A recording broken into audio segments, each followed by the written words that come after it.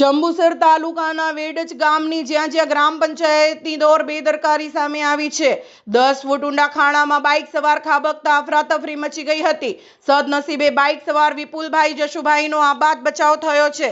વેડજ ગામમાં છેલ્લા 10 દિવસથી પીવાના પાણીની ગંભીર સમસ્યા ચાલી રહી છે। આ સમસ્યાના નિરાકરણ માટે ગ્રામ પંચાયત દ્વારા ગામમાં અનેક જગ્યાએ ખાડા ખોદવામાં આવ્યા હતા, પરંતુ આ ખાડાઓને ખુલ્લા છોડી દેવામાં આવ્યા હતા, જે ગ્રામ પંચાયતની બેદરકારી સ્પષ્ટપણે દર્શાવે છે।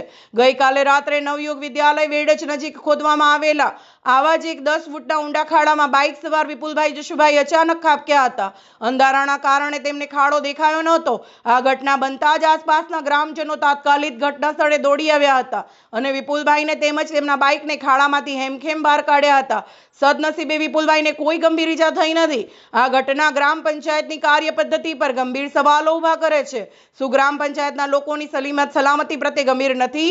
શા આ માટે ખાડાઓને ખુલ્લા છોડી દેવામાં આવ્યા હતા? શું કોઈ મોટી દુર્ઘટના બનવાની રાહ જોવાઈ રહી હતી? ગ્રામ પંચાયતે આ મામલે તાત્કાલિક પગલાં લેવા જોઈએ। આવા ખુલ્લા ખાડાઓને તાત્કાલિક પૂરવા જોઈએ, જેથી ભવિષ્યમાં આવી કોઈ ઘટના ન બને। આ અંગે તંત્ર ક્યારે જાગૃત થશે તે જોવું રહ્યું। Reporter Saddam Malek, Jambusar, SD news Gujarati. દારૂ એવું શું થયું હતું? કશું નહીં થયું। એ આગળ બોર મારે કે ના મારે એ મન કહો। આગળ પટ્ટી મારે એટલે એની બરાબર મારે કે ના મારે આગળ પટ્ટી ના મારી જોડે ડાયરેક્ટ હું જતો રહ્યો અંદર પટ્ટી મારી હોત તો હું જાત એ મન કહો બસ આટલું જેવું।